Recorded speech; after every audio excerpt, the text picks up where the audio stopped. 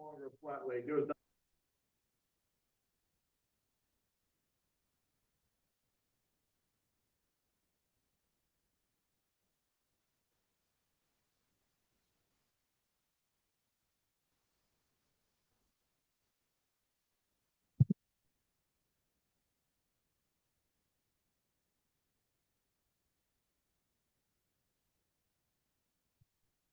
Sure, I think so. Yeah. I thought. Good show, Jason. Yeah. I don't have the pad on it. All right. Good evening. This is Monday, January the 13th, a regular board meeting of the Board of Directors of the Indian Wells Valley Water District. I'm going to call this meeting to order. If you would all, so we go Pledge of Allegiance. Who would like to do the pledge this evening? All right, George. Pledge allegiance to the flag of the United States of America and to the republic for which it stands, one nation, under God, indivisible, with liberty and justice for all. Thank you very much. Please be seated. All right, roll call. Cinnamon, Present. Vice President Griffin, Present. Director Boyd, Present. Director Kaczynski, Director Rotora. Present. Posting of agenda declaration. The agenda for today's regular board meeting was posted on Thursday, January 9th, 2025. Thank you. Conflict of interest declaration. President Cinnamon, None. Vice President Griffin, None. Director Boyd, None. Director Kaczynski, None. Director Rotora. None. All right, very good. Item 6, public questions and comments on the closed session. There's no one here in the meeting room with us, or do we have anybody online? Okay, then we will go ahead and go to item 7, closed session. So I'm going to call the open session closed at 4:31 p.m. and we'll open the closed session at 4:35 p.m. Thank you.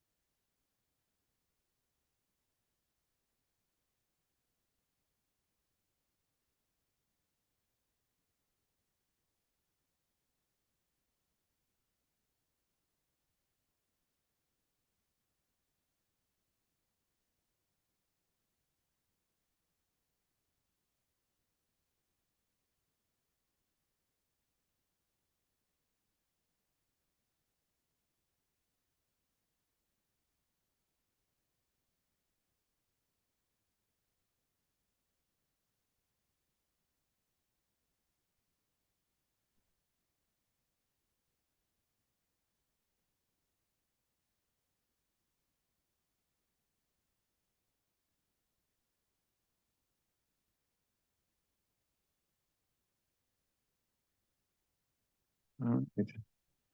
Very good. We're going to call the open session open again at 6 PM. Mr. Worth, would you like to report out on the closed session? The board met in a closed session. There was no action taken that requires disclosure under the Brown Act. That's all I have. All right, thank you. So I'm going to start with this, just in case. The rate study is going to be on February 10th. The reason it's been postponed a month is because of a clerical error in the original mailing. So if you're here for the rate study, you're certainly welcome to make a comment in the public comment section, but that's actually going to be tackled at the next board meeting. All right, public questions and comments. This portion of the meeting is reserved for persons desiring to address the board on any matter not on the agenda and over which the board has jurisdiction. However, no action may be taken by the board of directors on any item not appearing on the agenda. Non-agenda speakers are asked to limit their presentations to 5 minutes. Public questions and comments on items listed on the agenda will be accepted at any time the item is brought forth for consideration by the board.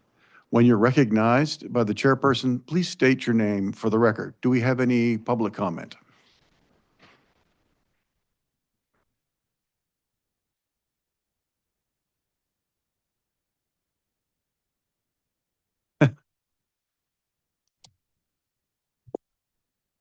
Okay, it is working now. Yes. Oh, go right ahead. I'll wait for you to sit down.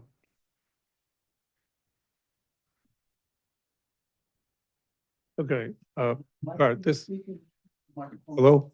There you go. Yeah. Yeah, there you are. Here. Thank you. This is Mike Neal again. This isn't getting a lot of response. I'm going to bring it up again. I feel very strongly that with enough conservation on the part of the water users, we can get the water district's target use of water under what it needs to be, probably significantly under. And I pointed out that we have the tools to find and maybe have short discussions or even send letters out or whatever to encourage people who are watering grass and evaporating a lot of water to change that. And that's a pretty simple change to affect something that is obviously going to be a big deal with people. Now that the water district has managed to get an accurate report out on what the GSA's target system is going to cost everybody. The water, people are already beginning to complain about the water district's rate increases, which, you know, you can argue about if those are justified or not, but they're not anywhere near what would happen if the GSA's wet dream would ever come into effect. So I think it's a pretty simple thing to do. You don't, and of course, obviously you can't strong arm people on this one, but you could do something along the lines of using social media, press releases, you know, those kind of things to go ahead and get the numbers with the means you have that's readily available at hand, and just announce to the public, you know, if we just simply did something like eliminated all front lawn grass, so much water that we would save. And that's, you know, what it's going to save us in the long term, as far as, you know, excessive costs and layout for the citizens. You know, this is what it could keep you from doing. It might actually end up being one significant measure to keep having to rely on an extremely expensive pipeline. It's going to hurt this valley economically seriously. And if that's all it takes, that's an easy way to get there. So at least I think we've got to get the numbers and see what we could achieve just by that simple means. And then obviously, you know, if you're not getting there even close, then you don't go down the road. But if you are, then you can start pushing the concept, so to speak. Thanks. All right, thank you for your comments. Do we have any other comments? All right, seeing none, then we'll move ahead. Is there anyone online? All right, then we'll go ahead and move to item 9, current business committee reports. A, consent calendar. All right, any discussion? Do I have a motion to approve the meeting minutes and accounts payable disbursements? I'll make a move. Do I have a second? I'll second. Okay, are there any comments from the public? Okay, please call for the vote.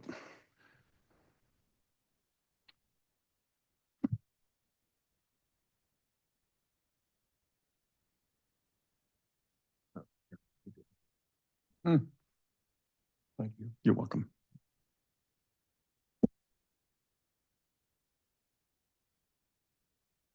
Says mine went. There you go.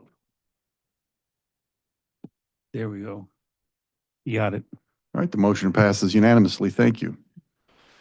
Item B, Plant and Equipment Committee. Item 1, award of contract, interior recoat of the 500,000 gallon Gateway Reservoir. I will go ahead and handle that. In your packet is a memo regarding this item. If you remember, we built the new 1 million gallon reservoir up next to the existing 550,000 gallon reservoir. And then once it went online, we drained the old reservoir in order to do some piping modifications. And at that time, we noticed there were some areas inside the tank that had some significant delamination, which means the painting was kind of peeling off the wall. So one of the first things we did is we called the contractor that had done the interior recoat in 2014 and asked if they would come and take a look at it. And although he couldn't explain why it was delaminating, he did say that he thought it would only be just the shell part, which is like the walls on the interior, that would need to be recoated. Everything else looked good. So, and they gave us a cost at that time at $84,000. And we asked them to update their cost recently, and they said they would still keep that same price that they quoted us quite a while ago. So at that point, knowing we needed to budget that, we contacted some other companies, trying to get some more quotes to do the shell.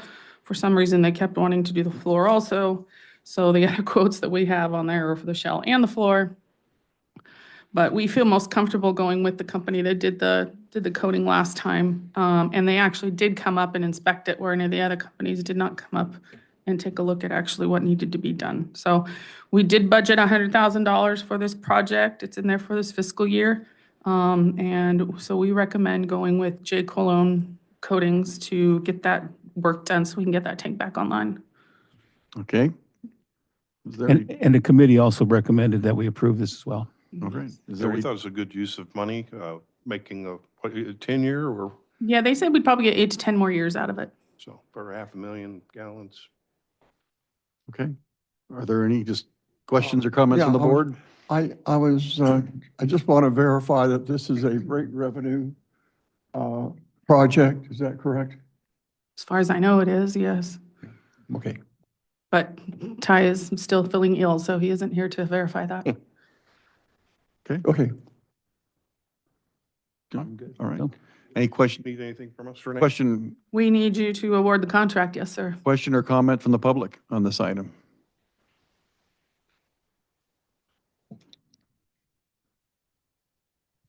Yeah, Mike Neal, just my curiosity here, I'm seeing you completed a 1 million gallon reservoir and you're going to recoat a little over 500,000 gallon. So you added 1 million gallons to the same location pretty much? Yes, we did, right next to it. Mhm. That was why? We needed the storage. We needed the additional storage. There's a lot of demand on that particular tank area because you pump from there up to some other upper zones. Oh, So it is in the summer very hard to keep water in that tank because it's always pumping out and always pumping up to the other zones. So we really needed the additional storage. that was a big bump up. Yeah. Yes, Okay, thanks. greatly needed. Okay. Do I have a motion? I'll make a motion. I have a comment. There you are. Sorry. Go ahead. Yeah, this is Renee West Lusk. I just need some education on this. I guess I'm not understanding the difference between a reservoir and a storage tank. And They're the same thing, Renee. Same thing. it's the same thing? Yes, ma'am. Okay, I assume we have more than one storage tank, correct? Yes, we do. Okay, We can store them up to around 19 million gallons of water. okay. All right, thank you. Thank you. Is there anyone else online? All right. So we have a motion. I'll second. Okay. Any additional discussion? Nope. All right, let's call for the vote.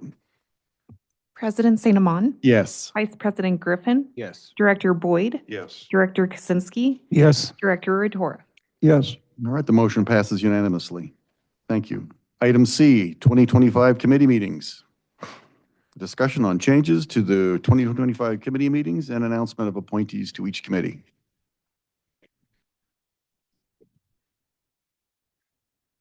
So we've decided to eliminate the Water Management Committee, and we divided up its duties to the Admin Exec Committee and the Plant and Equipment Committee. We felt that was a better, usually the number of reasons, including the fact that the water management meetings tended to be awfully short. And then we moved all of the committee meetings to 3 in the afternoon with Plant and Equipment on Monday, the Finance Committee on Tuesday, and Admin Exec on Wednesday. So they flowed one into the other. Information could roll on up. And let's see, for Admin and Exec, Vice President Griffin and I are on that committee.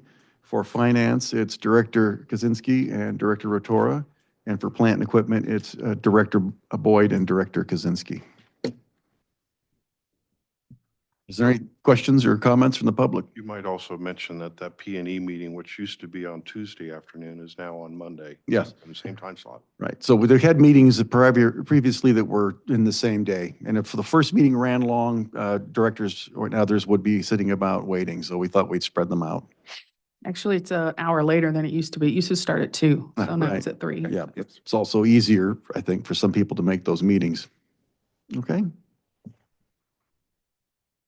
Item D, Indian Wells Valley Groundwater Authority, report and discussion regarding the December and January meetings of the GA. Director Griffin. Yes, there was a meeting last Wednesday.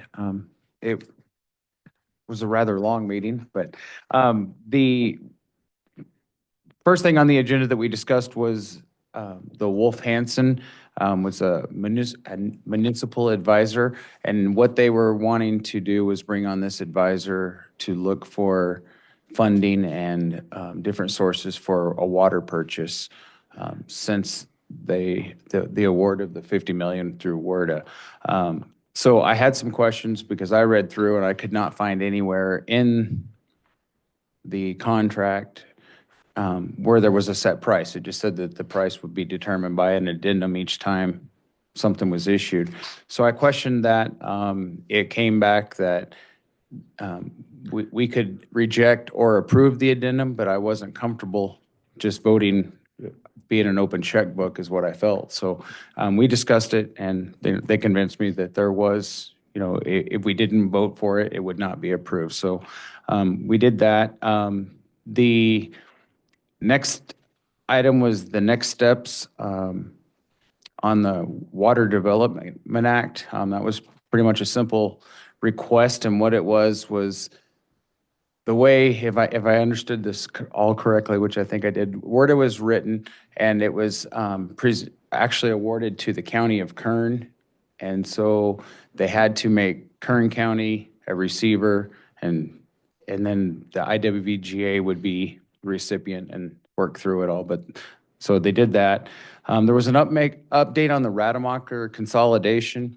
I clarified before this all started that the reason the water district was not doing the connection had nothing to do with not wanting to get it done or timelines. It was just that we could not shut down the Springer line and make a point of connection until our other transmission line was in effect, because we just could not take the chance of putting the town out of water if something happened, or we were down for a longer time. So the lady was there that is affected. She came up and gave a heartbreaking speech. So we did make some offers to help. Philip Peters offered to help her through his office. We offered to bring some water that wasn't drinkable, but she could use it to bathe in and stuff like that. So we did do that, and that was dropped off to her house. So tried to help them out, and I assured them that the water district would be installing that line as quick as we could, but we couldn't do that connection right now. Let me interrupt right here. I want to say thank you, Director Griffin you donated, was a 350 gallon poly tank that we took over there, and then you used your own equipment to fill it with non-potable water. We walked her through how to use it. Your commitment to this community is awesome, and that particular act of kindness should be recognized. I appreciate it. I didn't do it for that. I just did it because I think she needed it and it helped her out. So, but I appreciate that. The other items discussed was a second pool, transient pool, and they just wanted to bring that to the board, and they would be discussing that in detail next month at the next meeting. There was no action taken. They just wanted to know everybody's opinions and know that it was there. The water resource manager's report came up. He went through his complete report. I questioned the updated sustainability plan, and they are going to have a special meeting on the 29th of this month at 1 o'clock. And that is when that plan is going to be submitted to the board for approval to be submitted to the state by January 31st. So I questioned if we were going to get a chance to look at that, to make any suggestions, if any of our science was used, we couldn't review it. And the answer was that they would conform to the Brown Act, and that's when they would be released. So pretty much that was it. I'm going to give my opinion. Quick question. Okay. So they've updated the groundwater sustainability plan, and they're going to release that information on the 29th. Correct. January. Correct. Has the PAC had a chance to review that plan? To my understanding, I think Ms. Decker will speak also. She got up and spoke, and they have not reviewed it. And that was the point I brought up, that there was going to be, at the January or February meeting of last year, they had laid out a guideline of what they were going to do each month. They were going to have certain sections ready for review. It was going to be presented to the public. It was going to be presented to the PAC, the TAC for review. That never got done, so I questioned that. And that was the answer that I got back. So the Technical Advisory Committee of the Groundwater Authority has not had a chance to review it either? Not to my understanding, they have not. Do we know if any of our information, if they came to us for information? with They any have of our not come and recent- asked us for any questions about the various white papers, cost papers that we've provided to them. We've given it, the general pattern is they complain that we haven't given them something, we give it to them, then they complain we still haven't given them something else, and they bash on what we've given them already. All right, thank you. Yeah. So you said you were, President Cinnamon, yes, I'd like to clarify answer your questions for you. please. The PAC has not met in, oh my 10 months? gosh, I would say it's at least 2 years. We certainly have not met since George has become your general manager. Okay. Oh, actually, we did. You Yeah, had I was- just become general manager. Yeah, so it was about a We year. had- That was like our last meeting. Yeah, I got to go to one meeting and that was it, I guess. And ruined the TAC has not met. The TAC is now one member. It is Dr. Don Decker. Okay. The people the hydrology experts that were on the TAC have all had to resign because of the adjudication, because they represent their various entities that they work for. And they've never asked or appointed anybody else. Okay. They did create what they called a technical working group on the DRI groundwater management. And that was meeting on a regular basis, but it has not met. I think Don got up and said that they had not met since July or so. Okay. So the answer is there has been no interchange on any of that. All right, thank you. Nor have they ever brought up to the PAC the idea of their groundwater consolidation of private and community wells for discussion since the creation of the groundwater sustainability plan. All right, thank you. For the record, that's Judy Decker. All right, please continue. Okay. Well, and I was gonna, before you move on. Okay. So has anybody on the GA board, including yourself, had a chance to see the report? No, to my understanding, no. And it'll be due to the state, what, 2 days after they release it? Correct. Thank you. Yeah, and that's why I asked, are we going to at least get it a week or so before? And they said, well, the first answer was that they were going to conform to the requirements of the Brown Act. So with it being a special meeting, I don't know if it will be a 24-hour requirement, which is what it is for a special meeting, or if it will be 72 hours, but I don't know. Yes, it would be an emergency meeting. So do we have any idea how big this document is going to be? What's the original groundwater sustainability plan? A couple hundred pages? And you'll have 72 hours to review that and make a decision? Correct. Okay, well, that's what I thought.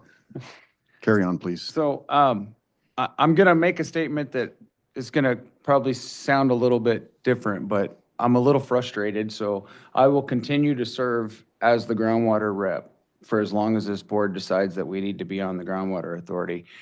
But I have come to the point to where I'm realizing that the water district serving on that groundwater authority board, we are only there to start a meeting and to end a meeting to make sure a quorum is created. Our opinions don't count. We don't get asked questions. If we ask a question, we get answered with a question or an accusation. We're not allowed to attend closed session. For example, the meeting started, went into closed session. I was removed from closed session, stayed outside. We had the public meeting, and it went into closed session again at 12:31 or something, and it didn't get out till after 2 o'clock. I had to sit outside in the lobby. And the only purpose of me being there is to open and close a meeting. And I don't feel it's productive as a board member to sit there to not know what's going on, to the operations of the board. I know what the public knows, and I think it would be the same with whoever was our representative, but it's very frustrating, and it's really a waste of time. What was their report out for that closed session? There was no reportable Is action. there a vote taken in the closed session? No, not in that one, Okay, that I'm aware of. all right, thank you. All right, So they have two other members? They that do. could They have, constitute a quorum? they have two other members that, one is San Bernardino County, one is Inyo County. They do not attend in person. Very seldom do they attend. So without having one of those two here, there would not be a quorum. So that's what needs to happen. There needs to be enforcement for the other two board members attending the meetings in person so they can have a quorum no matter what. But that does not happen. okay. Well, before I ask George for his input, are there any other questions for Chuck? I have some input. Go ahead. I One second. want to talk about this WRDA again. We need to understand that the $50 million is not been appropriated yet. So sitting and saying they have $50 million is not a true statement. There's a lot of hoops to jump through. The Appropriations Committee at the federal level needs to approach it eventually. They're going to be looking at debt ceiling limitations and whatever else may be required. So there's no guarantee the money's going to be appropriated. However, what needs to happen, WRDA is designated Kern County as a non-federal sponsor of the project. Kern County, in turn, wants to designate the Indian Wells Valley GA as the county's authorized agent for the project and place the financial responsibility for the 25% non-federal share matching, which is $12.5 million, on the IWGA. Okay? The intention is that this is, they're asking for $150 million. This is $50 million. So they intend to go back when they can apply the word again in 2027 for what's known as a plus-up. And it can, plus-up action is allowed in appropriations, and it's not a project reauthorization, it's just a plus-up. So keep that in mind as well. So if they're looking at 25% of 50 million at 12.5 million, if in turn they got another 50, that's another 12.5 they need. If they got another 50, that's another 12.5 that they need. All on the backs of the IWGA, which is on the backs of this community. Now, they're going to look at possibly using some kind of a designation for, I just read it here, I believe they can get a designation as a, here it is. They can go ahead and get a designation that would include, if it's an area that is what's the word I'm looking for, George? It's a low, yeah.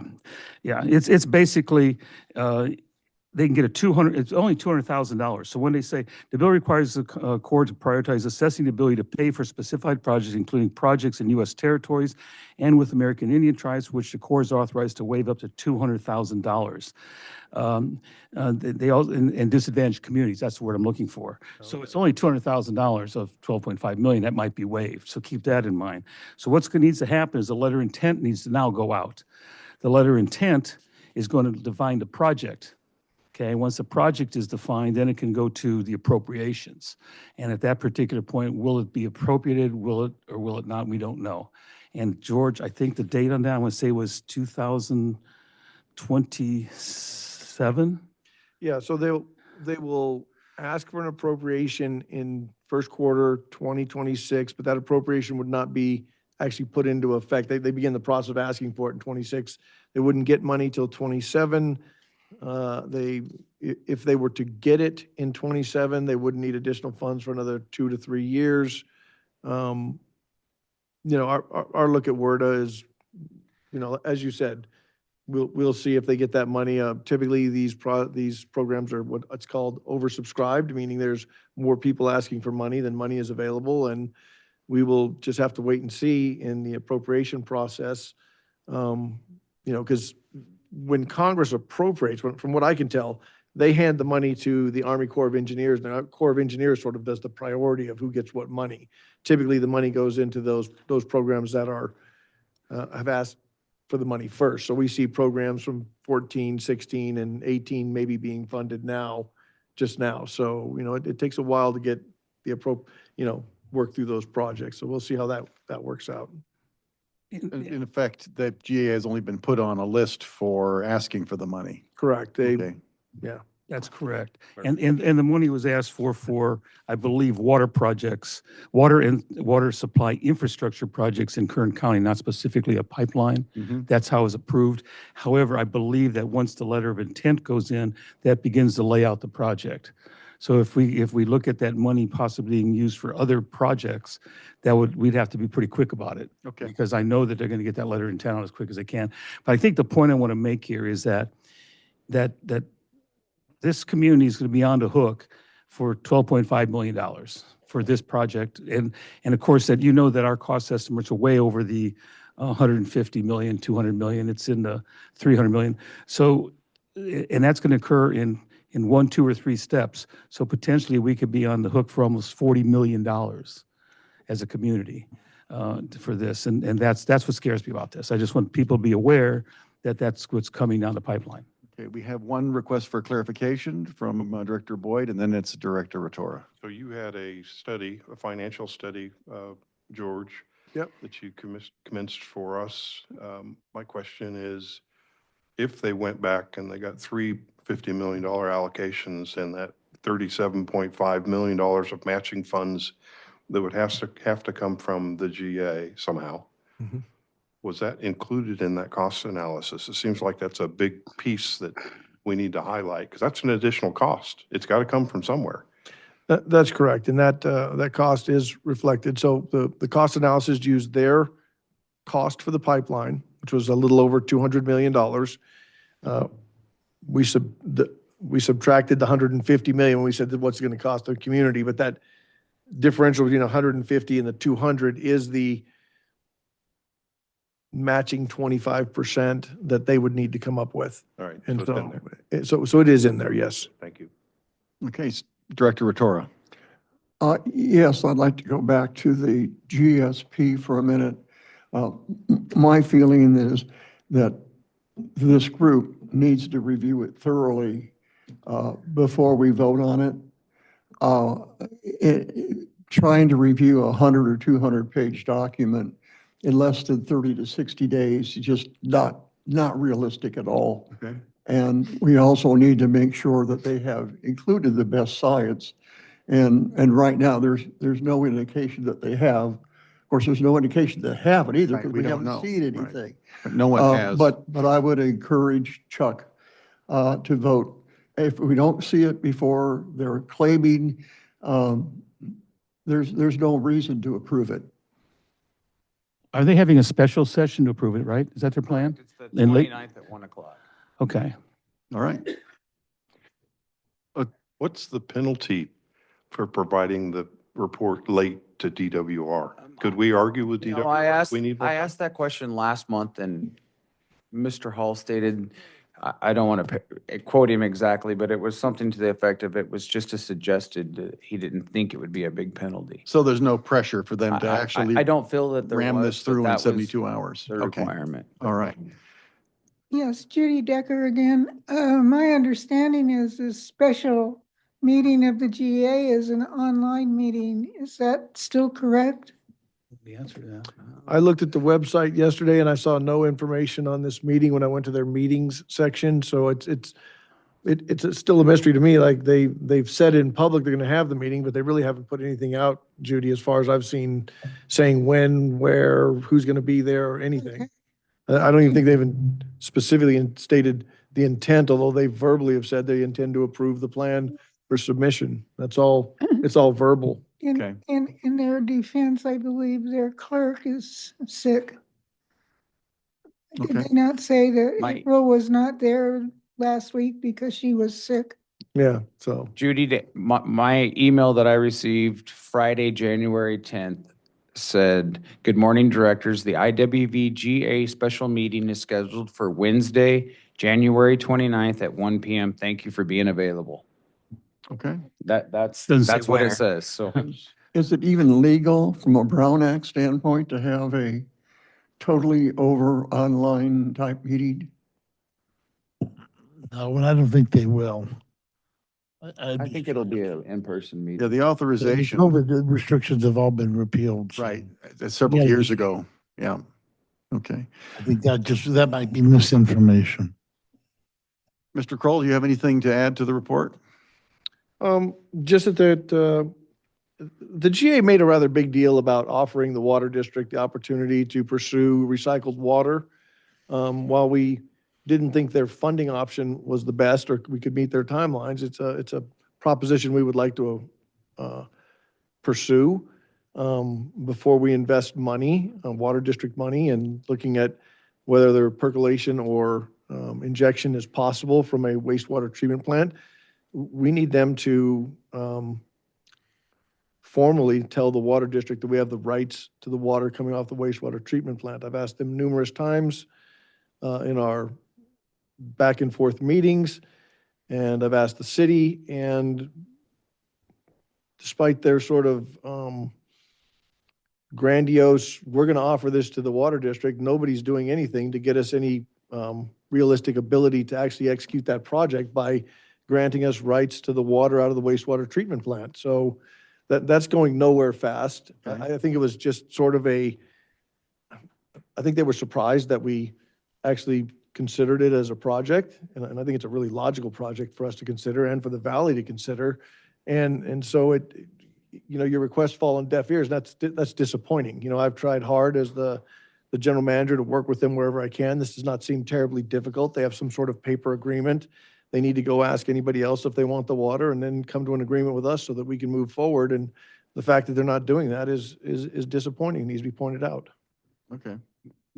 George, at the meeting, when I requested that we be able to negotiate with the city, they told us it was not a problem. So I don't know what we got to do that, but I think it's imperative that we sit down with the city and we come to an agreement and we work together to try to create a project to where we can benefit this community. And if it takes going to a city council meeting and requesting it as the GA rep, I would be glad to do that because I think we've got to get on board to where the city is working with us on this wastewater. Okay. I think Yeah. it's important. Can I say something first? Sure. And I agree, George and I have talked about this for a bit. I don't see that we want to expend a lot of money in the research and development of what this project is going to look like until we know that we can have access to that water. And in my opinion, until we get an agreement that we can have it, there's no sense in us dealing out hundreds of thousands of dollars on developing a plan. Okay. And I will just say that in my discussions with the city, they said, well, we thought you were going to do the research first and then we'll go ahead and think about giving you the rights to the water. And I went, well, that doesn't, I just told them that's not going to fly with our board. Yeah, That's- It's the we're not cart gonna before do the that. horse. Yeah. I agree with Ron. We need to know where we stand with regard to rights to the water before we start spending a lot of money on it. That would be absurd. And I also agree we could send someone to the city council suggesting that they actually start working with us. And I don't care if it's our president or Chuck or George. We need to have somebody go there physically, go up to the podium and comment, because otherwise we're just going to continue being ignored. Okay, thank you. Director Boyd, any questions or comments? Nothing further. Or anyone else? Would it do any good to, I know we've written one letter a while back, that if, correct me if I'm wrong, Stan, quite a few years ago, we wrote a letter about our interest into wastewater. Is That it, was, do we? that was 2020, 2020. as a matter of fact. Been that long It was ago. My question, May of 2020. do we want to generate another letter, where we are now and what we're being asked to do or what is being expected and present that personally rather than just hand it, send it to them? I don't know. I don't know if that's the answer or not. So just to understand that the position of the board our board appears to be that we need to have, given the rights to the water from the sewage treatment plant prior to engaging in any kind of research or preliminary design. Is that right? Well, Does it, I don't know that maybe by saying that we need to be given the rights, I don't think we're expected to be just given the water. I think we want to negotiate with them and know that we Okay. can have that water available to the district for a project, if we pursue a project. okay, And that's the answer we need. Is there something that we can negotiate for this water to know that is accessible by the district if we pursue a project and deem it okay, feasible? all right. And So- and that's the only thing I We think. don't want it yanked out from under us if Yeah, we we don't do. want it yanked out and Yeah. said, oh, well, now you can't have it. Do because- any of the directors object to that idea? No, Then I can- I was not inferring that we be given in I understand that. I just didn't want them to negotiation say- like anything else. Okay. Yes, But it has to get off the ground. it does. We got to get up a top dead center and start working together. Quickly. I'd like to direct staff and our legal counsel then to draft a letter for the city council with those stipulations. Consider it done. Thank you. Are any other comments from the board? Are there any comments from the public on the GA report?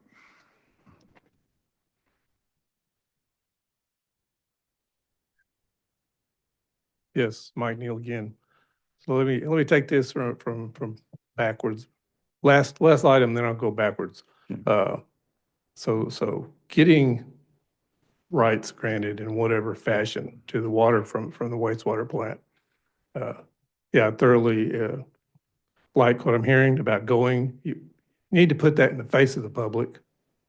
Go draft whatever it is, that you guys want to come up with as far as a draft agreement, whatever, and instead of just sending them a letter and keeping that kind of out of the sight of the public, take it to them, present it, delineate the terms, and let everybody in the valley that's, bothering to listen, hear it and know that it's happened.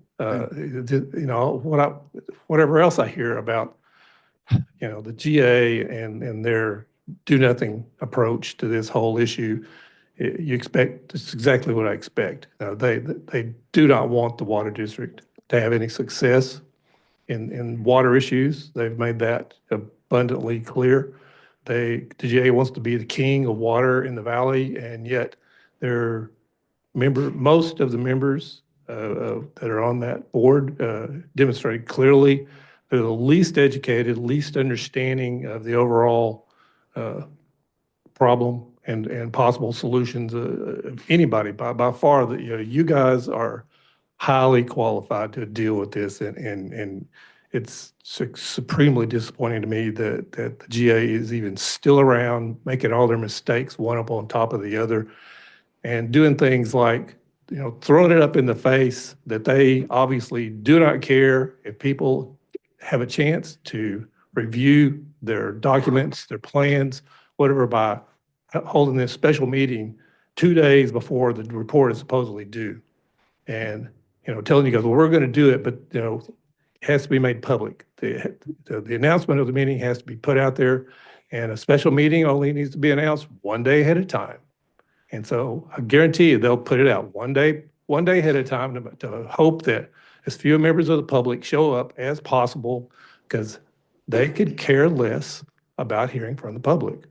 And as been delineated by Mr. Griffin, I think they care less about hearing from the water district.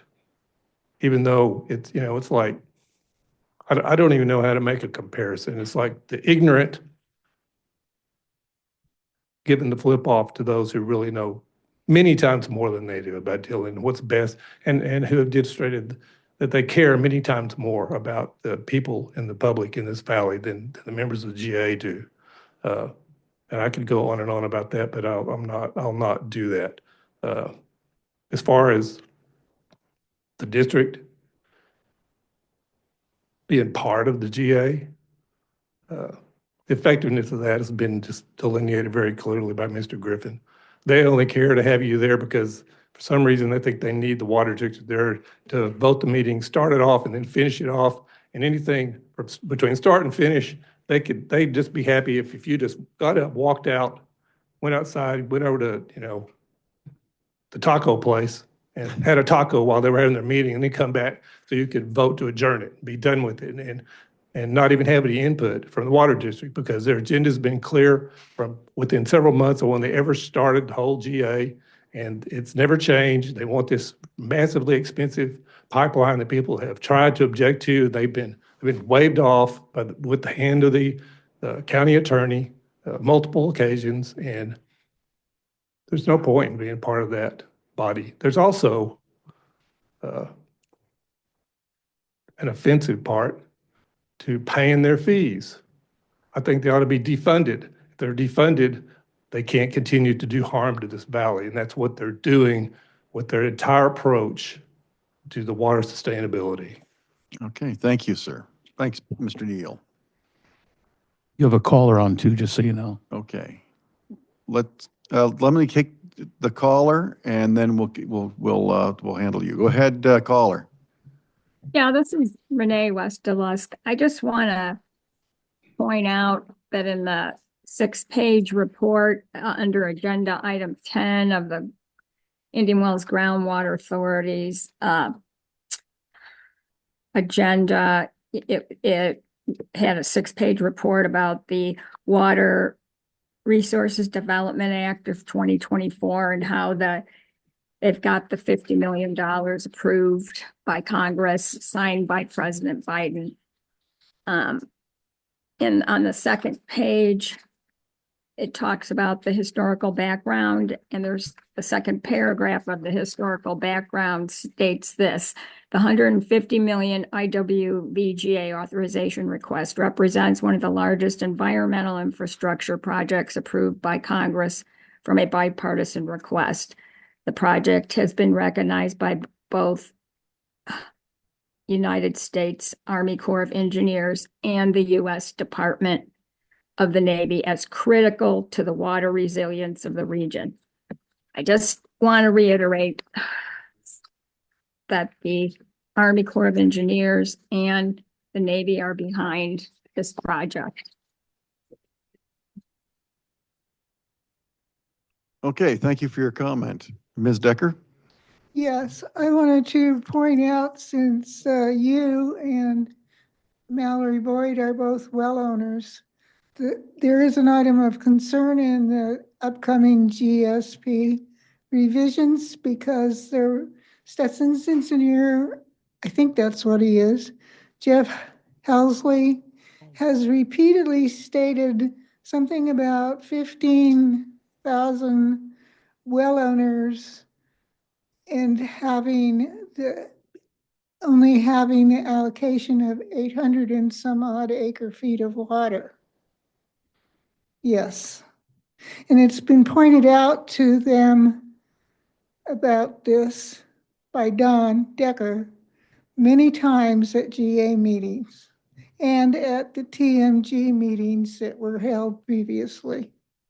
Thank you. Judy, you meant 1,500, not 15,000, right? Excuse me, Yes, Okay, just to clarify. excuse me. Okay. I'm not feeling too good today. Okay, I'm sorry. Are there any other public comments? Okay, so whether large federal organizations are in support of the pipeline, it doesn't answer the question, where are they going to get these water rights from? It's going to have to come from over the mountains, where we'll be competing with Sacramento, Los Angeles, Fresno, and Bakersfield and other large metropolitan areas. And if that's assuming that there are water rights that are available to purchase, and it might not be affordable. And as far as I know, the only people paying for this project right now are the ratepayers of the groundwater, of the water district. No one else is paying this fee at this time. So large federal organizations are behind it. I'm not impressed. All right. Shall we, any other comment? No? Well, let's go on to, 72 hours to approve the updated general groundwater sustainability plan is not acceptable. It is just too little time. It's a little like one of our congresspersons who once said, we have to pass the bill to find out what's in it. I think it's definitely a mishandling of government authority and obligation to the public for transparency. Item E, comprehensive adjudication. Mr. Worth.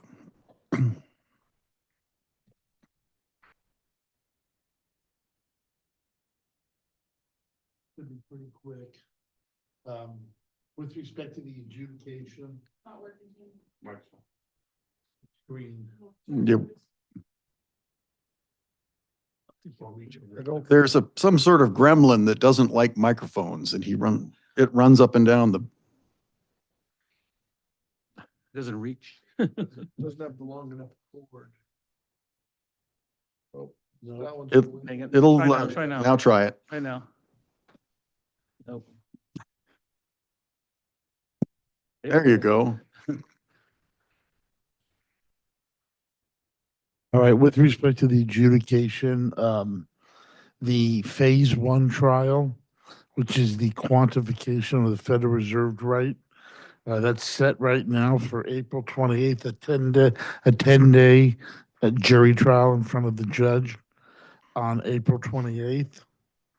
All the discovery is ongoing, and the expectation is we have the trial in April on the Federal Reserve water right.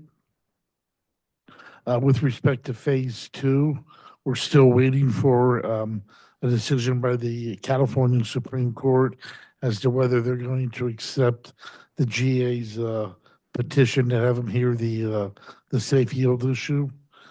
The answer, everything's been filed, the reply, and it's 60 days, and I think they can give themselves an additional 30. We're hoping it'll be quicker, but it could go out there into March, depending upon what their calendar is like. And then the phase two trial set for March of 2025. But right now, until we finish the Federal Reserve water right, we haven't really started any discovery or anything, one phase at a time. That's all I've got. All right, thank you. Then let's go on to, yes, sorry, there we go. Could I ask for clarification? Did you say that the trial for the Federal Reserve water right was going to be a jury trial? No, 10-day bench trial. Okay. Right, do we have any other comments or questions from the public? Okay, caller, go ahead. I stand corrected. I just had a question regarding this April 28th, 2025. You're saying that's phase one? Yes. Okay, so that just includes the Federal Reserve water right decision? Yes, it's limited to that. Basically, they're going to quantify the Federal Reserve water right. That's the purpose. And then the phase two doesn't start till what, 2027? March of 2025. I'm sorry, 2026. We're in 2025, March of 2026. The other question I have is the cost. It's been predicted by one of the attorneys for the GA that each entity, the water district and the GA, will each have to spend $2.5 million on an expert evaluating the phase 2 models, the water models that will be Seems presented. excessive. That seems like a lot of money. Do you have a guesstimate of how much it will cost? No, we've been working for some time from a district standpoint on the technical aspects of it. So it's an ongoing, it'll be expensive, but I'm not going to try to give you a number. Because all this adds financial burdens onto the people that live within Ridgecrest city limits. Totally understand. Because So does the replenishment fee. but the replenishment fee is minuscule compared to all these other adjudication costs. The annual cost of the replenishment fee to district ratepayers exceeds the annual cost of, I would say, all of the all of the related cases right now combined. But the situation is it's going to be a one-time expenditure when they buy the water rights pretty much. And the replenishment fee probably eventually will have to go away. But I just don't see the point of this adjudication. It's costing millions of dollars on both sides, and the people living within Ridgecrest city limits are going to bear the brunt of this. And I don't think that's fair at all. And as far as the replenishment fee, the water district redid it to make the high rate payers or the high water users, the water users that use the most water, have to end up getting stuck paying the bulk of the replenishment fee. The average residential consumer, their charges for the replenishment fee went way down. I can look at my own bill and witness that. Director Kozinski, you had a comment? I have a comment. Yeah, I'm gonna address some. Am I there? Yes. We right on it. Okay. I want to address some of this. First of all, the water district spends an average of about, or collects from their water ratepayers about $5 million a year. Okay. So that's way beyond what this adjudication is going to cost. Secondly, the only thing that the lower users of water are seeing on their bill are the pumping fees. So of course the replenishment fee is only on those higher uses, which is to be expected. But you need to keep in mind that the money being paid for replenishment fee is what this is all about, and it's a lot of money, and it's something that the water district is trying to. I guess I'm sorry. Where I want to go is the cost of water. You are assuming that they're going to pay $50 million for a water right. Yes, they are. But once they buy the water, some people seem to forget. And I'll try to make it as simple as I can. Let's say that you want to buy 5,000 acre feet of water on a regular basis.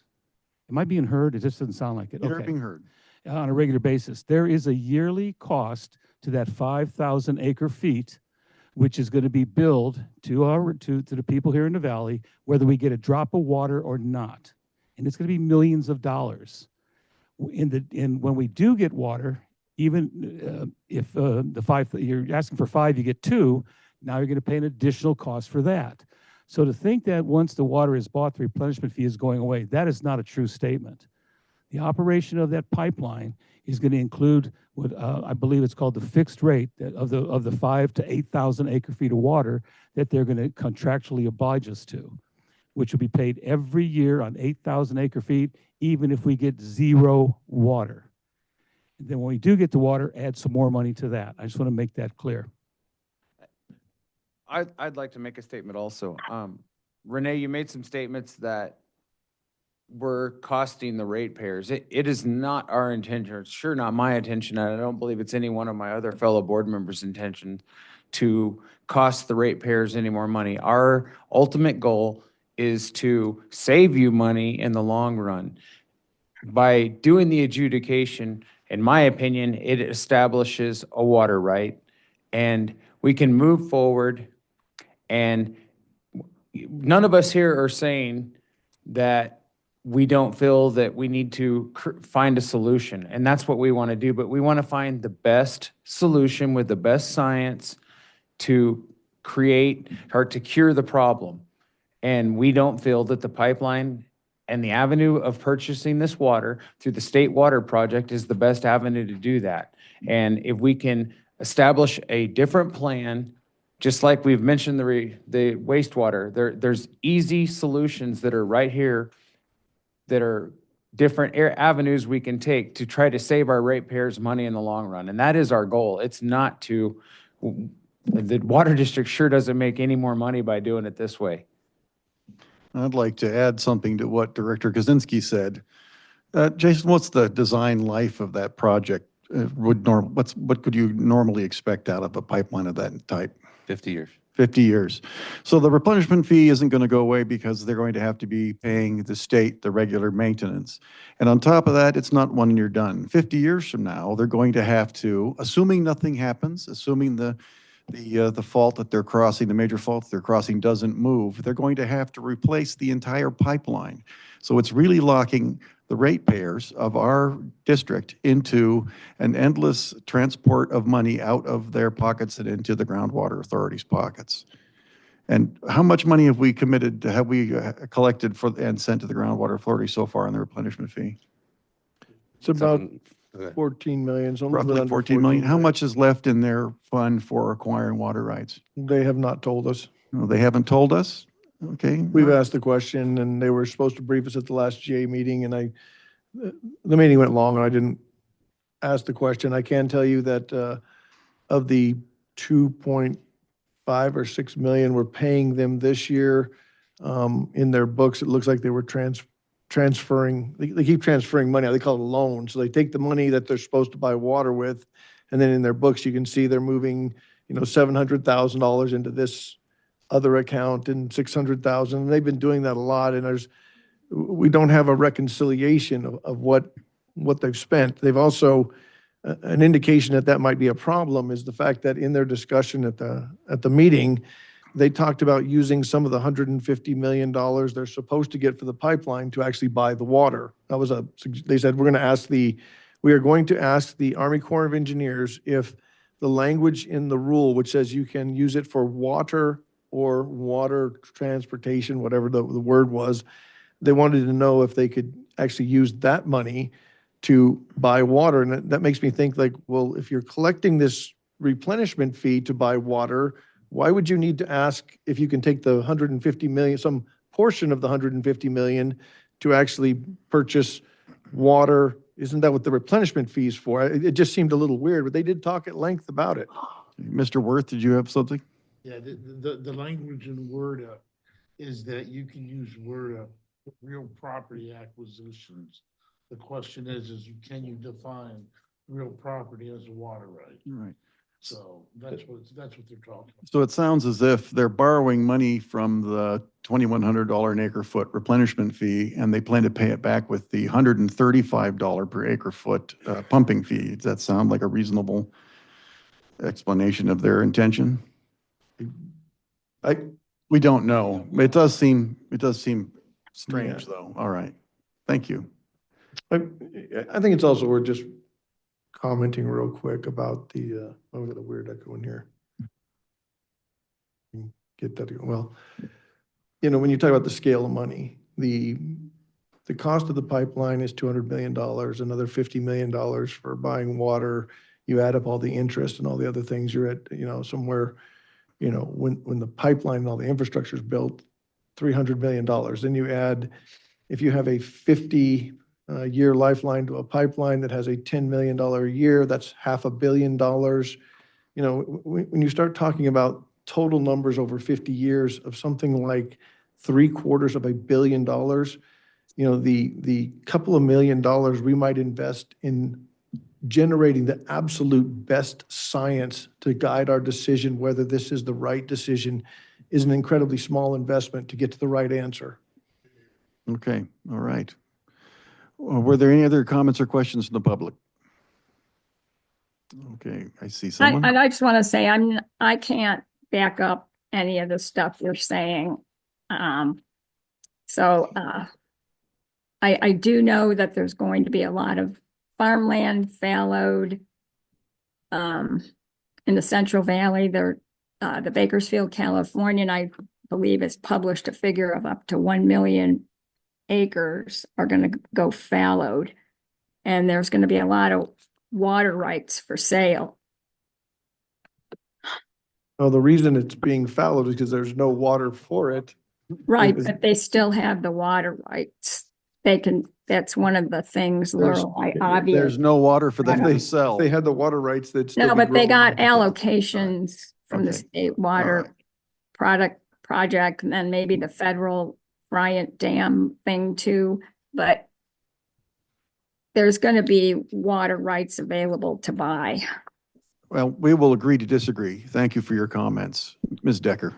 Yes, in talking about the replenishment fee and where that money is going, some of you may recall and remember that when the GA first began, Peter Brown and the Navy's representative, whose name currently escapes me, that was on that committee long ago, tried to get the GA board and staff to form a finance committee.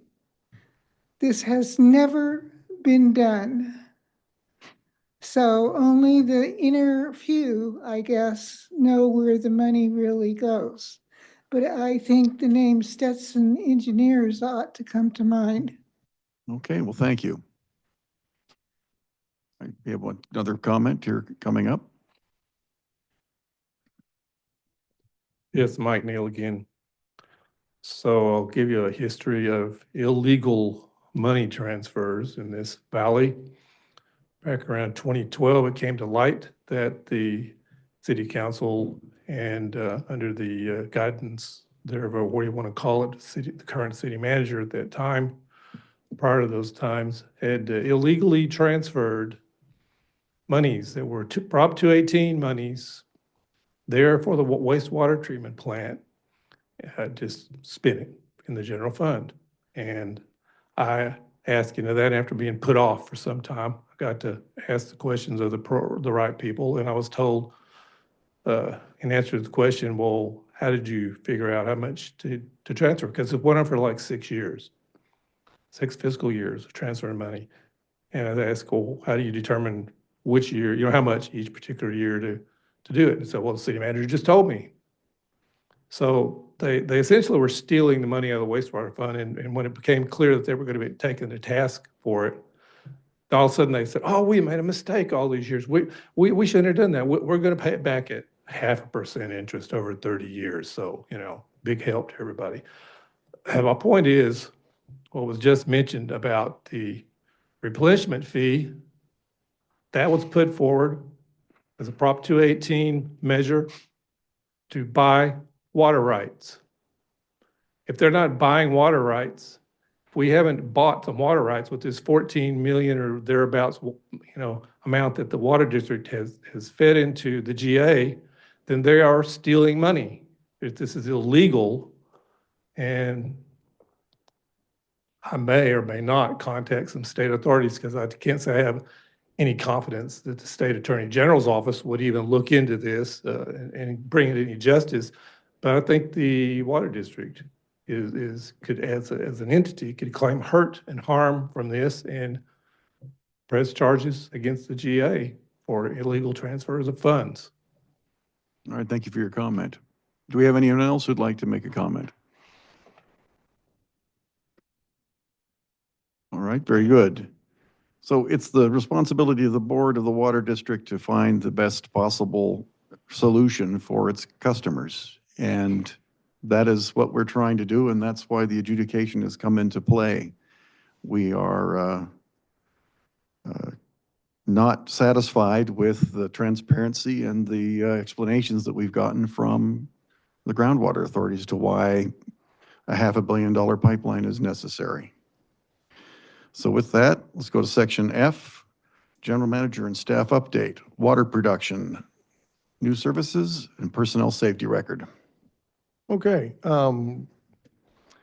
Since it's the beginning of a new year, we'll look at the calendar year 24. Was a 5,888 acre feet of water produced, which was a 5% increase. We had a extremely hot summer and have had an extremely dry winter, so we've seen some level of increase. I wanted to look a little bit into and talk to the board, as we talk about California conservation as a way of life, the commercial water use, and this raised another question because I looked into it, and we have this public water usage, which is for watering essentially parks and what the city uses, amounts to 944 acre feet, or about 15% of our total, and that appears to be what is exempt. I had sort of guessed it to be about 1,500 acre feet. Even turns out I was a little bit low.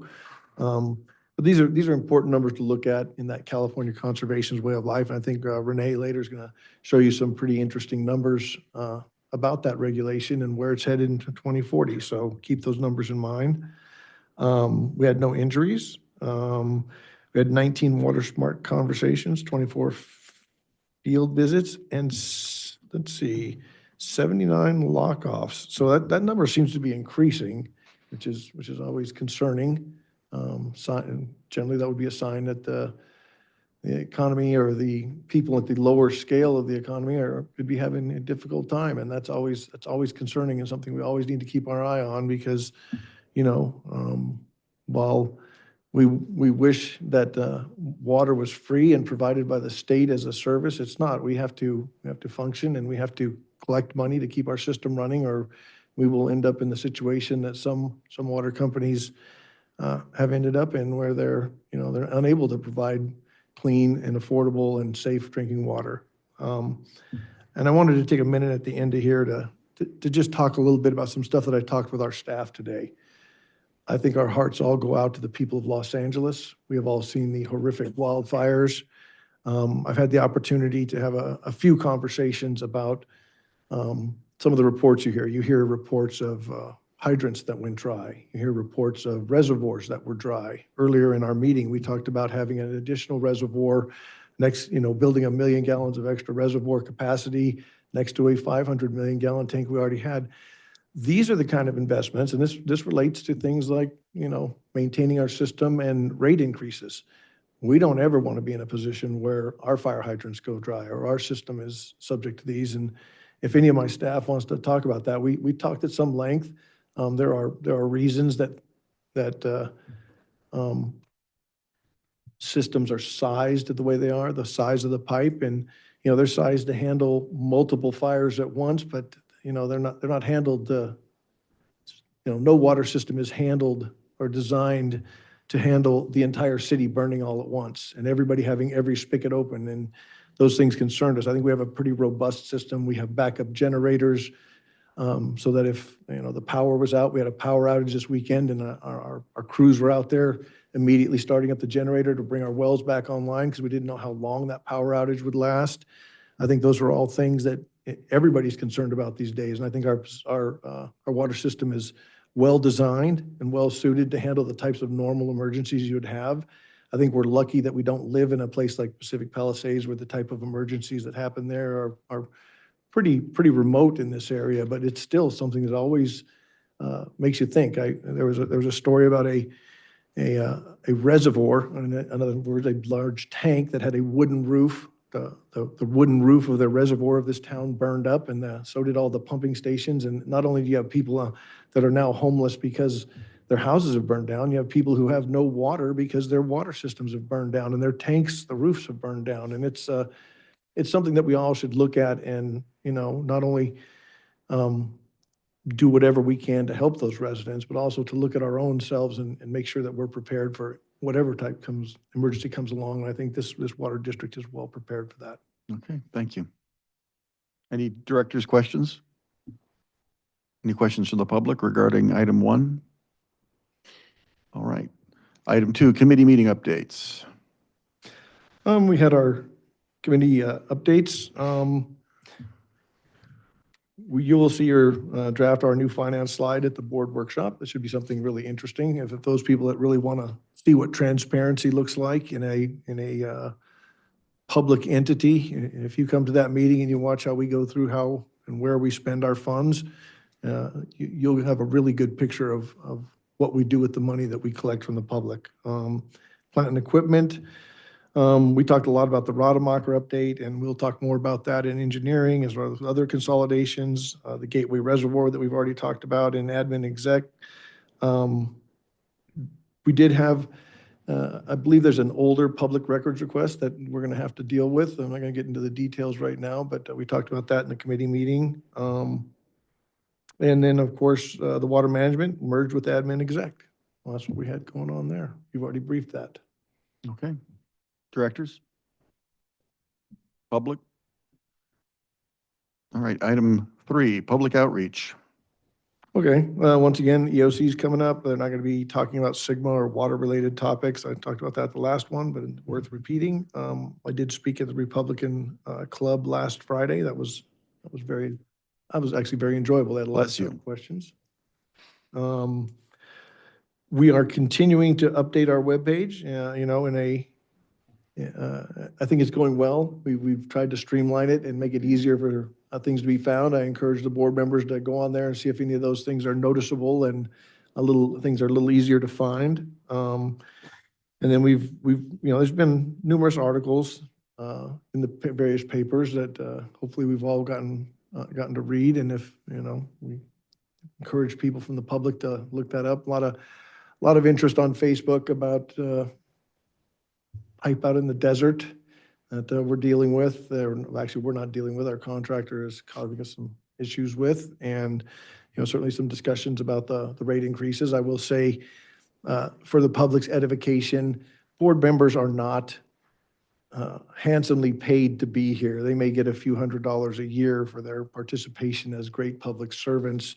There was a post that suggested that you were getting an 8% raise because of an 8% increase in potential water rates. That's absolutely false. Our employees don't get those kind of raises. Board members don't get those kind of raises. I don't get those kind of raises. That money goes to maintaining systems so that that we have firefighting capability, the ability to deliver safe water, adequate storage, and backup generators for emergencies, and all the things it takes to have a reliable and robust system. Okay. So I want to clarify something I said earlier. I was not blessing George or his activities. There was a sneeze in the audience, so I will amend that. Oh. And bless you to Gesundheit, so there's no confusion. Could I make a comment? Go ahead. George, you made a comment about the pipe, and I've read some of the comments on Facebook, and I just want the public to know that I don't believe our board, I sure do not support the pipe being put on vacant property. I think it needs to be disposed of legally, per their contract, so. I will talk about that in our update. Okay. All right. So to your point, the board members do not get 8% pay raise. They get a stipend. And the stipend is the fixed amount, whether the meeting lasts 5 minutes or 5 hours. So it is not a lucrative business to be on the board of directors. Or you can have 3 meetings in a day and it's just It's considered all one. the same stipend.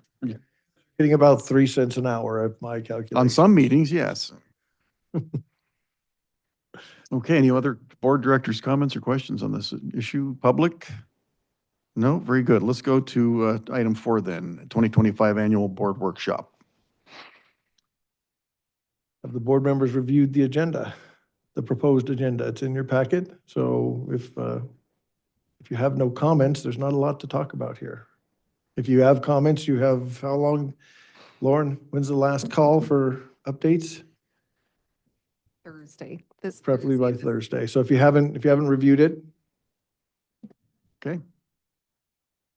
All right, thank you. Item 5, Northwest Transmission Pipeline. Oh, we have a comment from outside? Go ahead. Yeah, I just want to say this board workshop, it's an annual thing, correct? Correct.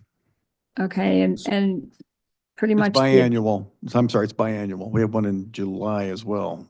Okay, but you pretty much cover the same agenda items, correct?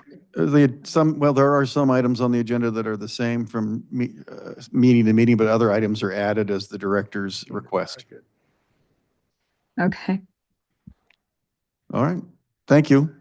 That was Renee Westelos for the record. All right. Yeah, I'll say we go into greater depth in some of the discussions. We have a little bit greater time. So, as I noted earlier, there'll be a pretty in-depth discussion of our budget at this particular board workshop. Okay.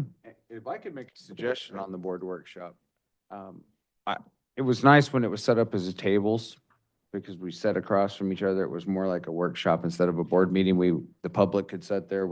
It was more interactive. So, I'd like to see it that way, but I don't know what your guys' thoughts are, but. You're messing with the sound system if you do that.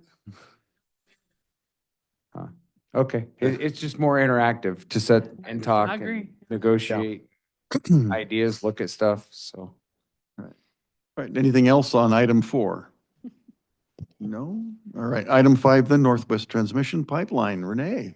All right, so, yeah, the contractor has removed the old pipe off the right of way. They did take it to a piece of property that they own south of Inyakern. And it is to be a temporary spot, so that they could work out the disposal and the recycling of that pipe. Their original subcontractor that they had lined up to take it, backed out for some reason, and they're dealing with that.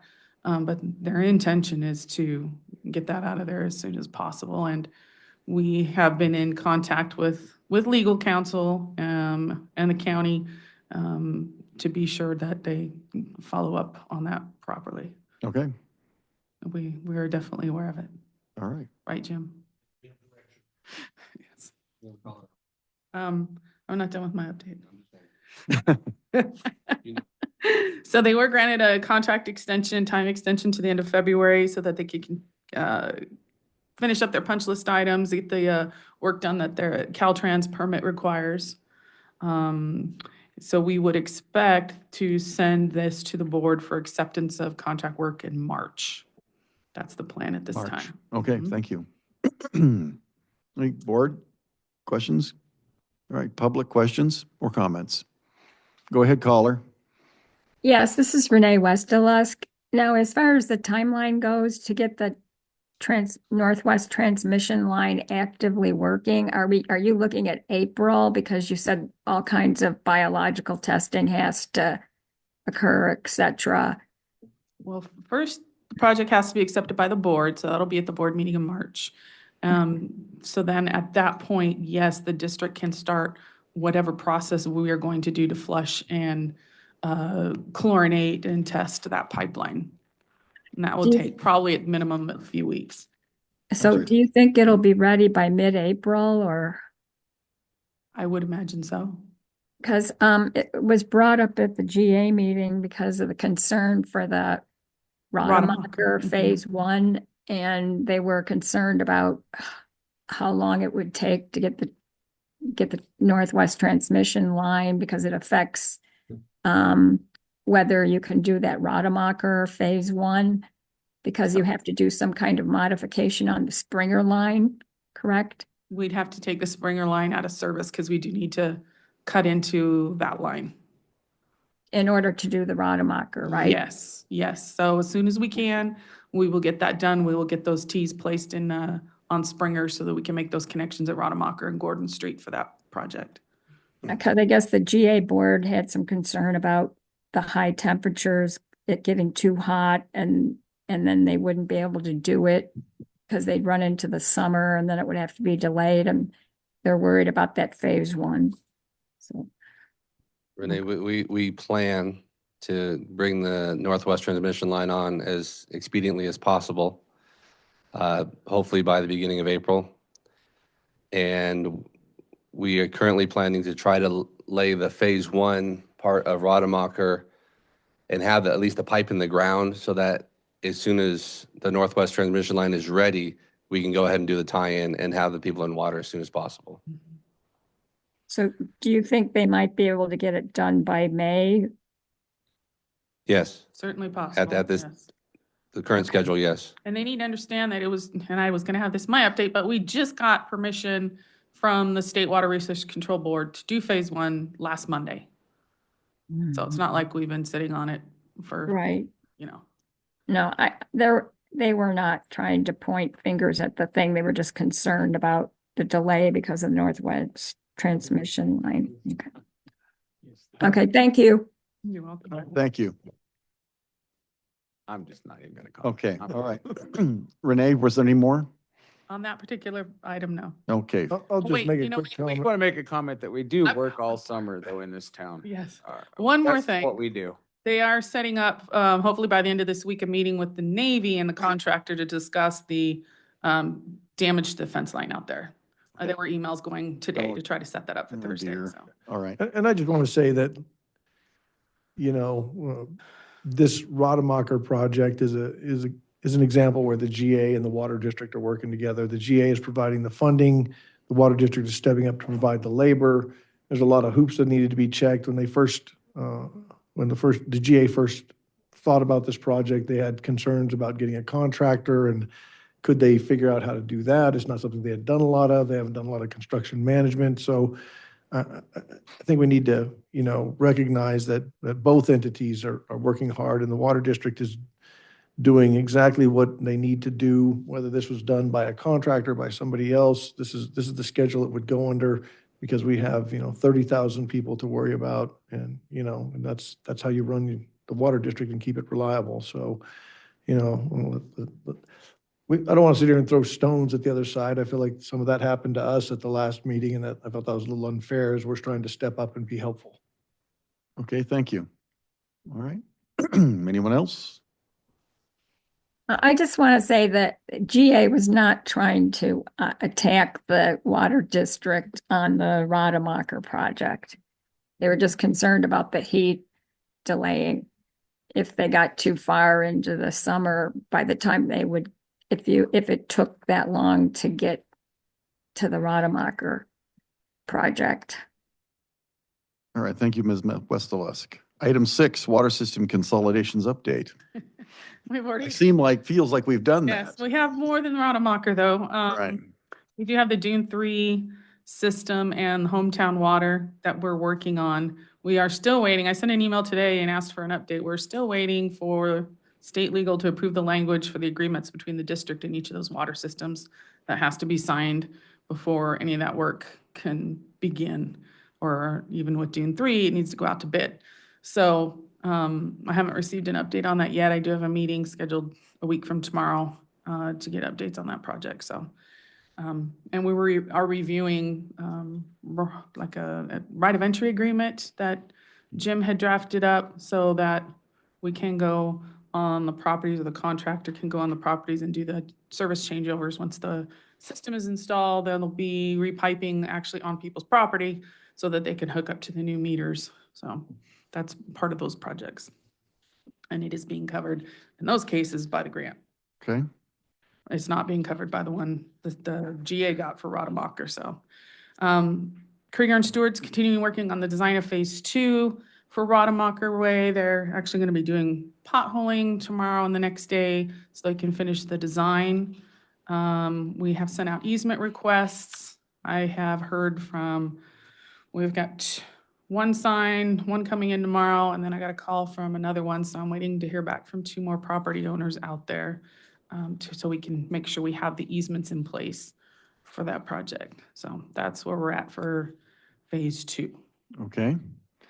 So to sum it up, for the Rademacher, we're doing what can be done in advance so that when we have our Northwest transmission line online and we have permissions from the state, we can hit the ground running. Yeah, and phase 2, once the design is done, then we've got, because the grant requires the State Water Resources Control Board to approve the plans, we then have to submit it to them. Okay. In this last case, it took them a couple months, so it can take a little while for them to review it and get back to us. Oh, okay, all right.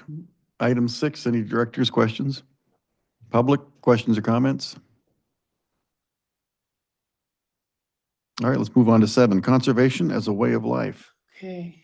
this is kind of a new one for me this year. You can go on to the next slide.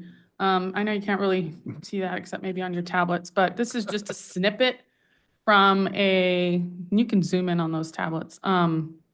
Snippet from all the Excel spreadsheet that had to be done. So this is like a summary, part of a summary slide. So actual water use versus your urban water use objective. So for this year, total residential water, indoor and outdoor use, 4,078 acre feet, whereas our objective is 4,621. So we are within the objective that the state is looking for this year. They do add in their system water losses, which is interesting. Now, this doesn't take into account any kind of variance that we could get for swamp coolers, the evaporative cooler variance is not available yet to even fill out. There's a lot of stuff. This is like the first year, so there's a lot of things that aren't even available or even required to report yet. Our WaterView software program gives us a great little summary annual report every year. You can go to the next slide, which is great. So their report has like our current, how we're doing for our objective based on the 55 gallons per capita per day and performance down the bottom. So we're at 72% of the objective. And then in 2025, we would be at 76 and then 79. And then so it'd be like 2035 before we get to the point where we would start to be concerned about meeting the objectives of the state, getting down to that 42 gallons per capita per day. And so this is all still without that variance for evaporative coolers. And that 55 gallons per day, that's that's their indoor allotment. That does not include Yes. their irrigation allotment. Right. Okay. Right. This is a state law. We have no control over this. This is a 55-gallon drum of water per customer per day. And Indoor use. Yeah, I mean, it's only going to get more strict as Right. time goes on. So you'd expect the district to be using not more water, but less water unless we have some huge growth in the valley, which of course, historically, we have not seen. so we've seen, however, our customers are conserving water and they're doing a very good job of it. And we have equipment that helps us to avoid water loss. For example, the truck that allows us to flush lines without losing any water saves millions of gallons of water per year. I know back when I first started working here almost 20 years ago now, we were using around 9,000 acre feet a year. Yep, So it's a lot less than it used to significant be. drop. So kudos to the ratepayers. Absolutely. Yeah, and I'd like to make a comment. When you look at this, with I&I, which is watering your grass, when you get out to 2040, if our population doesn't grow significantly, the amount of water we're allowed to use is right at 4,000 acre feet. And then I talked about how much commercial and other, when that was less than 1,000. So you start talking about, well, we're going to need, that rule is going to limit us to somewhere around 5,000 or 6,000 acre feet, even with a population growth of 5,000 or 10,000 people on our system. And then you start to say like, okay, do we need this giant pipeline to bring in thousands and thousands of acre feet of water when we have this other regulation constantly curbing us down? They're making us go through an analysis on our commercial side to say, what does every little business, are you a barber shop? Are you a this? There's like how many, like 90 different Yeah, categories? within a few years, we have to categorize every And type the of connection. state's going to commercial take connection. that and then they're going to cut down the use of all those commercial people. So as you look at this big picture of this, even if we grow another 10,000 people in population over the next, 2040 timeframe, we're still not going to be using much over 6,000 acre feet because this regulation is going to cap us in a way. Now we'll be able to, eventually, hopefully replace swamp coolers over time or get a swamp cooler variance will give us, but over time, they're going to go away as well. People are going to replace those with air conditioning. So as you look at the long-term future of the valley, this has to play into, whether, how we comply with SGMA as well, because, as we expand and we consolidate, those people will come under those regulations as well. And people who are, in those consolidated areas may be using significantly more water and there's provisions in the rule, but they're going to have to come down And so as the growth of the water system the water district occurs, which is a natural progression that the state wants to see, these things need to be factored in to the big picture of how much real imported water you might need. Okay, thank you. Director And, Kuzinski. and to go to that point as well, look at our water usage now. I mean, we were as high as what, 28,000, almost 30,000 acre feet a year. And the last report by GA shows us around just over 20,000. Was that it, Stan? 20,000 roughly?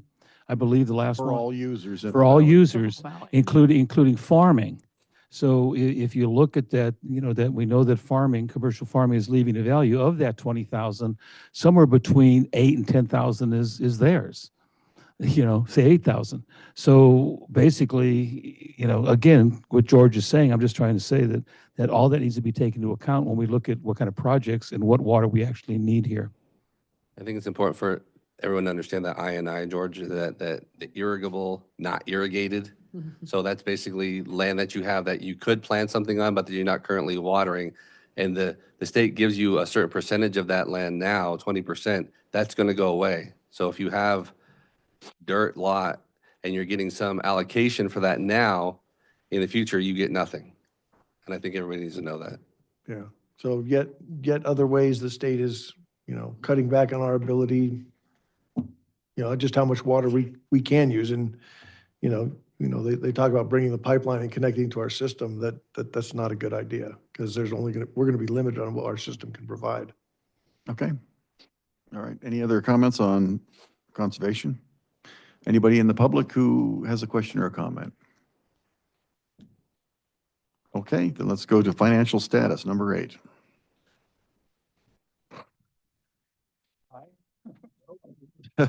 So our financial expert is out, and I am not the financial expert. I will say that we are. He did put his slides in there though, George, if you want to go through those. Oh, okay. So go to the next slide. There we go. Well, the orange bar is higher than the blue bar. I'm thinking I'm doing pretty good here. Sorry, we're doing fairly well. I'm going to I rely heavily on Ty, and I'm not going to pretend that I am the financial guy.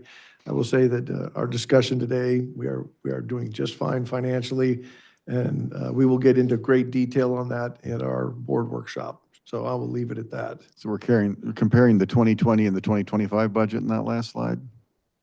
That appears to be yes. All right. Like where we're at. But Budget versus actual. Man. Well, yeah, that's weird. That is weird. Okay, there may be Yeah, a I'm not mislabel sure. on that. Maybe that's just to show how What was, much our expenses have Yeah. increased. Okay, Yeah, Next I think because we're only Last like 5 years. 6 months through the fiscal year, yeah. all right. year. Yeah, I think we need Ty here. What was that next slide? There we go. Okay, so this is 25. Yeah, this is 25. Yeah. Wait. No, they're both.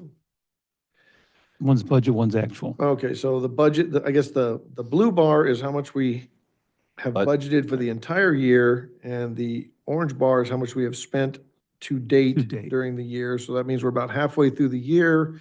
Roughly looking at that, it looks like we've probably spent about half of our money. So we're right where we should be. Good report. Good report. My apologies for that. Is there another slide? No, okay. Yep. Any questions? Any questions from the public? Nope, we have one, I think.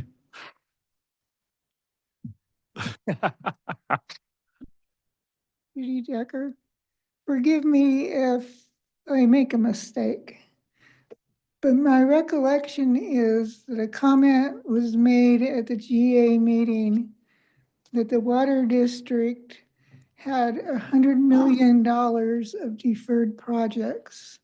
Is that correct? I'll let you answer that question.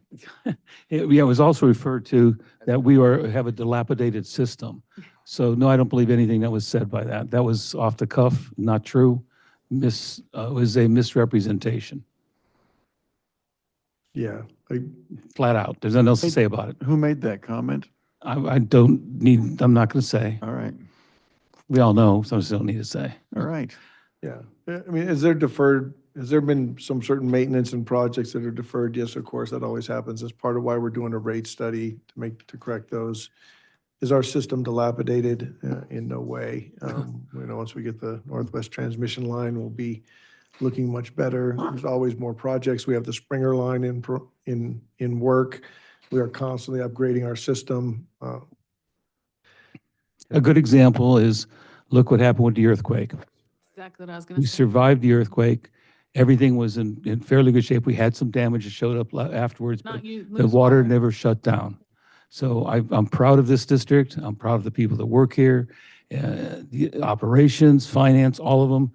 This district is in good shape, and I, as a director, intend to keep it that way. Yeah, dilapidated systems do not withstand the shaking from a 7.1 magnitude earthquake.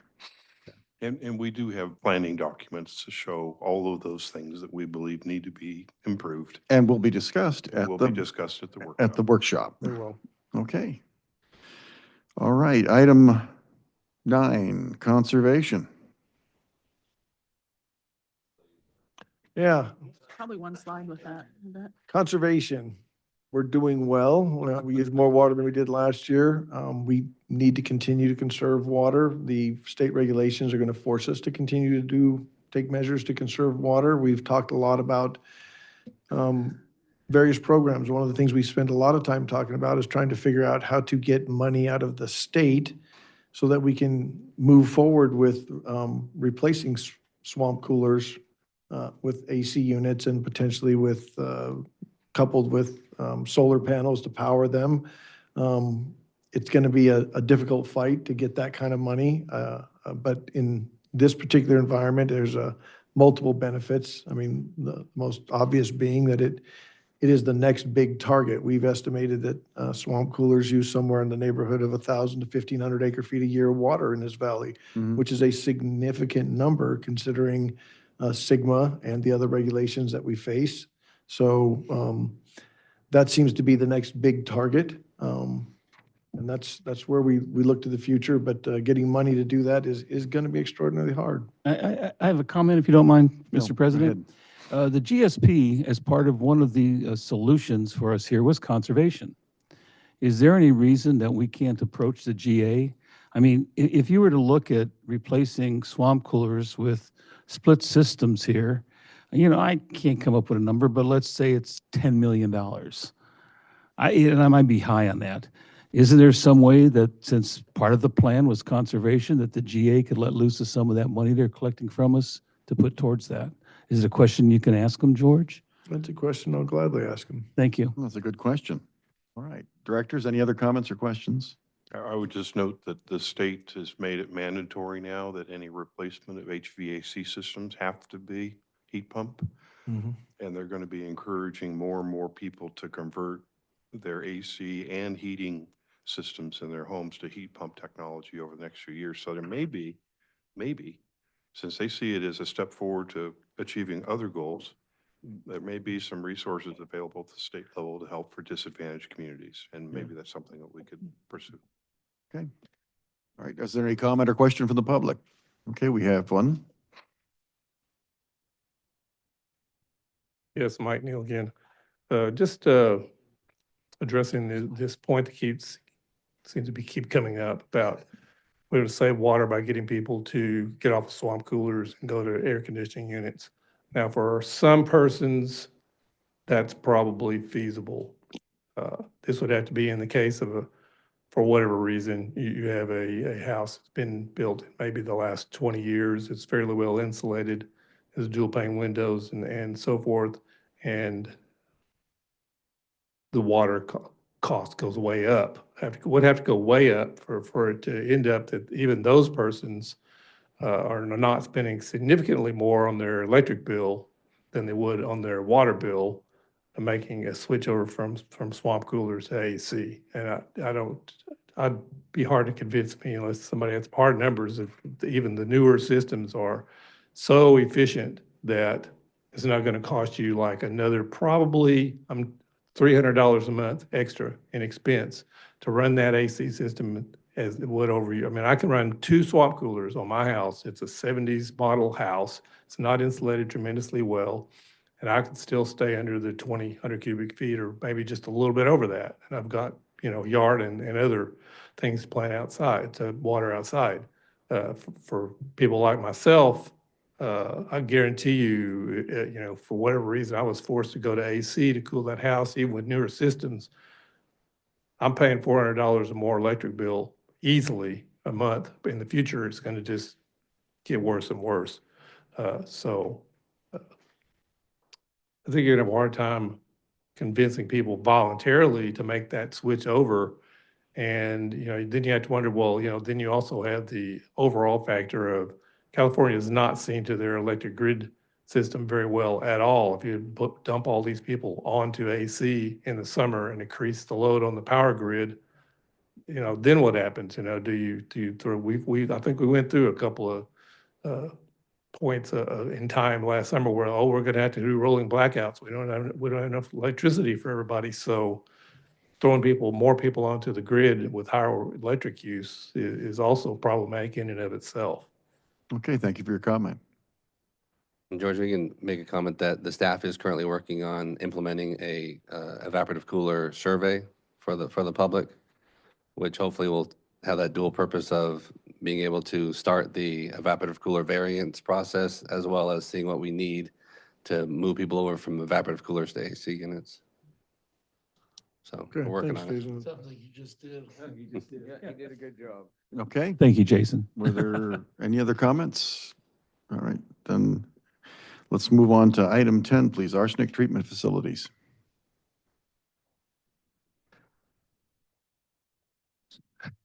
So both plants are currently offline, and we are in the process of formulating a plan to remove the media at Plant 2 to begin the plan for putting in the new media and getting them online ready for summer. So that's where we're at. Any directors' questions? Questions from the public? Right, item 11, operations. For the month of December, we had 18 replacements, 19 repairs. We ran no DES 5 times, saving 27,335 gallons, bringing our grand total of water saved to almost 9.5 million gallons. And our Nobel, which is our GIS company, continues to work with our water supply department. So far, the reviews on that has been really good, and we hopefully will have that operational by the board workshop, and we'll give a presentation then. Okay, any questions? One online. Anyone audience? All right, then let's go to item 10. But we have one online. We do. Go ahead, caller. Yeah, actually, this goes back to the arsenic treatment facility. This is Renee West-Delusk. When you said you're working on getting the media ready, like you have new media for one of the plants, correct? And it came in late in the year last year. We have new media for both plants. So You finally got the new stuff for the other plant then? yeah, we received the media from both companies for both plants. Plant 1 was the one that was completely offline, that was put in service late in the summer. Plant 2, we ran with only 2 vessels. That's the one that we're going to take off, that's offline now, but we're going to remove the media and put the new media in this off season. Now, when you run the arsenic treatment plants, do you just run one at a time? Do you alternate them? That's normal operation, is we run one at a time, just because the way the plants work, they like to run and they don't like to be off for a long period of time. So we try to make sure that we're running at least one in the summertime. Okay, but then in the winter, there's no arsenic treatment plants running, correct? Correct. They don't play well in the cold. Because of the valve problems, they Yeah. freeze up. The Okay. pneumatic valves don't operate well. So you're going to run one plant when you start it up in April or end of March, somewhere in there. But then the one that isn't running, do you turn that on later on in June and give the other plant a break? The plan is to have both plants ready for summer and then alternate, the plan is to have everything completely normal operations by the summer. Okay, but you only run one at a time. Okay. Correct. We normally alternate about once a week. Oh, you alternate it once a week? Yeah. Oh, okay, okay, okay. Thank you. Welcome. Director Rotora? Yes, thank you. It's my understanding that the cost of running the arsenic plants has gone up dramatically because of the cost of chemicals or material or something like that. Correct. And I was wondering, when we get the 3 wells back online that are currently offline because of the Northwest pipe not working, have we looked into possibly reducing the amount of water being produced through the arsenic plant? So we've done 2 things. One is we went to a different chemical provider. So hopefully that will show some significant savings as far as chemicals go. Our original chemical provider went up about 25%. So what you said is true. And also, when we are able to run normally, we only run the wells that are lower in arsenic, so we don't have to use as much chemical.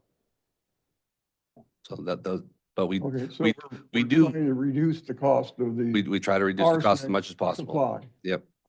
Yeah, they're only using the wells that have the higher arsenic levels. They have to run the water through the plant when the demand from the ratepayers gets high enough to warrant it. Right, but I guess, go back to And the that whole saves, idea and that that saves chemicals and saves there's money. 3 additional wells now available that Yeah. weren't available last summer and maybe not the summer before. 2 summers in a row, yes. So that should help Mhm. reduce the load on the arsenic plants.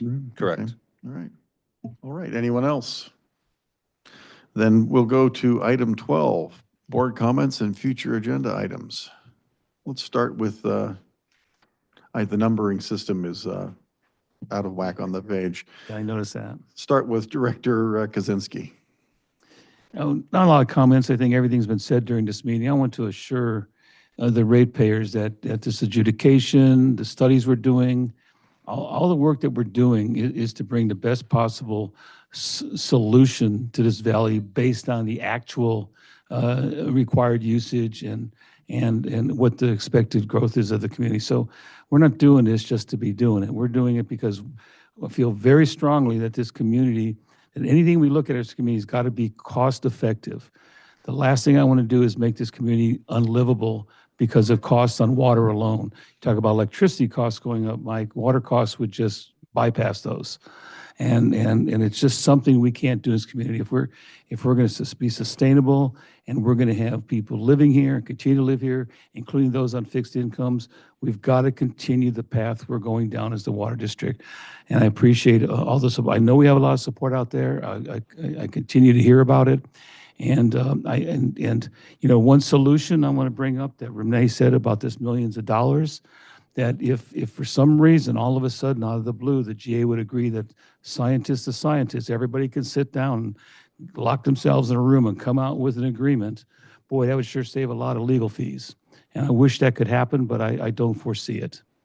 And again, I want to thank the staff as I usually do. And I hope everyone had great holidays. And hopefully, Ty, if you're listening, get back here.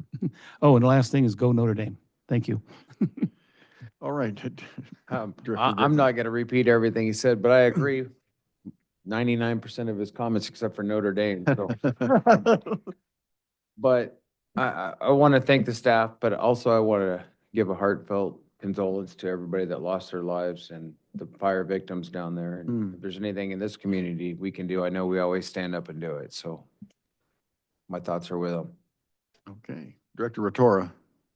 I have 2 comments. First, we've talked a lot about the cost of the adjudication, and I guess I'd like to point out that a lot of the cost is related not to the adjudication, but because the GA is fighting everything we do, and the cost of the adjudication would be a lot lower if we had fewer court trials that are basically due to the GA suing us. Second of all, I'm looking forward to the workshop and appreciate George and the staff's effort to put that together for us. All right, thank you. Director I Boyd. just had one comment. I need to make it quick because Judy's trying to leave.